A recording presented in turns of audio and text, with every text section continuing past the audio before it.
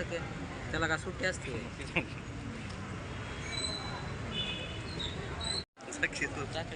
टाकतो जाऊ दुकानात.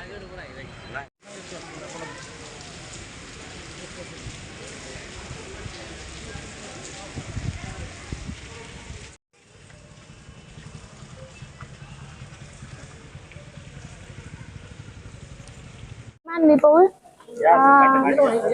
जे सगळं सांगितलंय ते खोटं आहे. हे आरोप केलेत हे असं तसं काहीच नाही. आणि जे सांगितलंय ते जे मुलींची जी छेडछाड केली आहे ती त्यांच्या समाजातल्या एका मुलांनी त्यांच्याच कास्टमधल्या एका मुलीवर छेडछाड केलेली आहे. ह्यासाठी त्यांनी सगळ्यांनी अर्जही देखील दिला आहे पोलिसांकडे. आणि ते पोलीस शाळेत मुली जाताना किंवा शाळेतून मुली घरी येताना रोज गाडीमधून चक्कर टाकतात, सगळीकडे बघतात. आणि त्यांच्याच कास्टमध्ये सगळं हे घडतंय. ही मुली त्यांच्याच कास्टमधली मुलं त्यांच्याच कास्टमधल्या मुलीला छेडतात. पण हे सगळे आरोप आमच्या कास्टमधल्या मुलांवर केले आहेत हे सहसा खोटच आहे आणि हे काही योग्य नाही. सगळं खोटं आहे. 10 वर्ष झालं आम्ही पण त्या शाळेमध्ये आहोत, रोज येतो जातो, पण असं काहीच होत नाही. पवन पौळ ही रोज असे दररोज शाळेमध्ये येत नाहीत. कधी तर काही तर कार्य असेल तेव्हाच येतात किंवा महापुरुषांच्या किंवा जयंती निमित्त येतात आणि समाजकार्य करून जातात. बाकी अशी कधीच शाळेमध्ये येत नाहीत आणि हे सगळं खोटं आहे. पौळ आम्ही त्या शाळेमध्ये मी जवळजवळ 10 वर्ष मी त्या शाळेमध्ये शिकलेले आहे. असा कधीच प्रकार घडला सुद्धा नाही.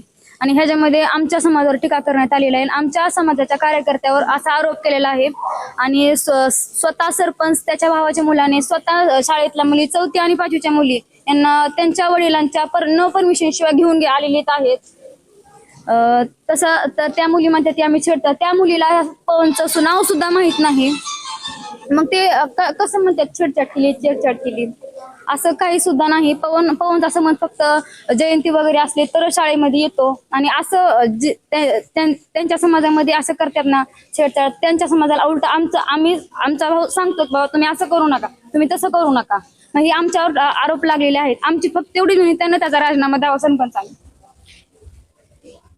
आज आपण SP कार्यालय इथं ठिय्या आंदोलन केलेलं आहे. काय मागणी आहे, काय प्रकरण आहे? मागणी आहे जी आळणी गाव आहे, धाराशिव जिल्ह्यामध्ये एक छोटस गाव आहे.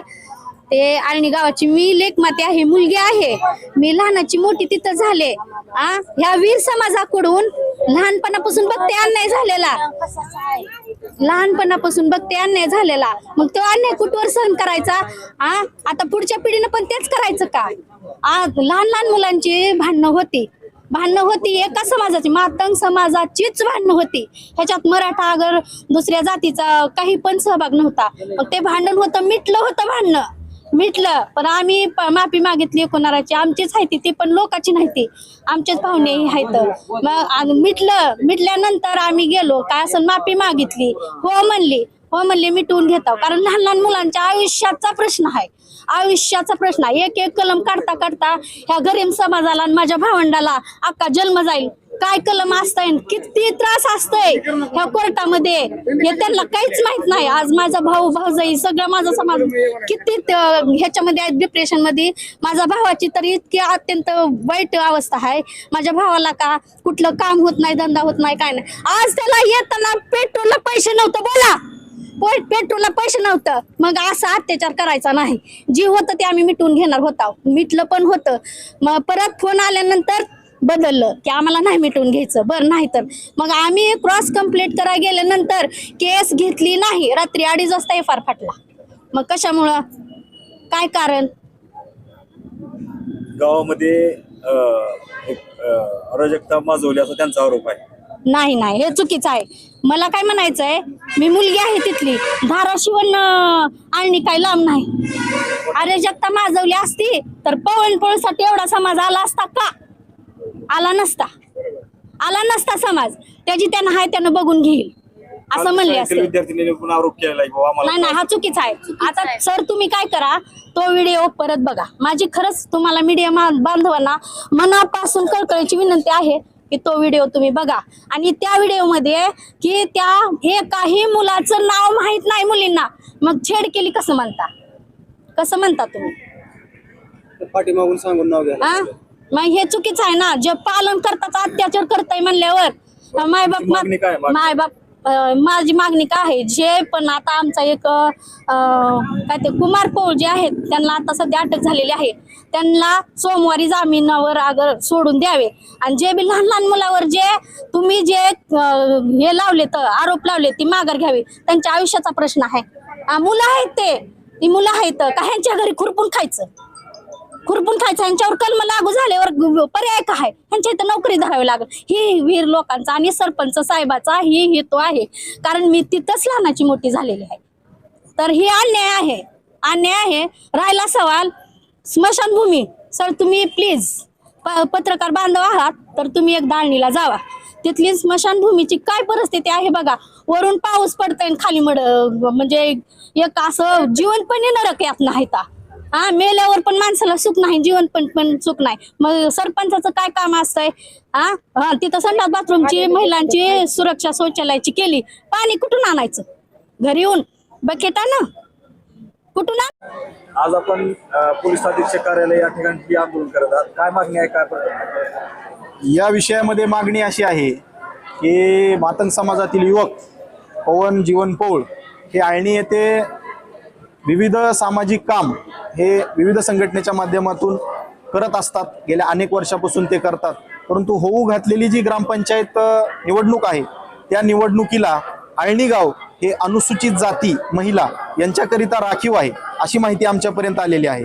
आणि त्यामुळे त्यांच्यावर राजकीय सुडापोटी येणाऱ्या इलेक्शनला त्यांनी कंटेस्टिंग करू नये या उद्देशाने एक वेगळा नेरेटिव्ह सेट करून त्यांच्या विरोधात या ठिकाणी काल काही समाज घटकांनी एक निवेदन दिलं आणि त्या निवेदनामध्ये त्यांनी असं म्हणलं की ते गुंड प्रवृत्तीचे आहेत किंवा त्यांनी मुलींची छेड वगैरे काढली.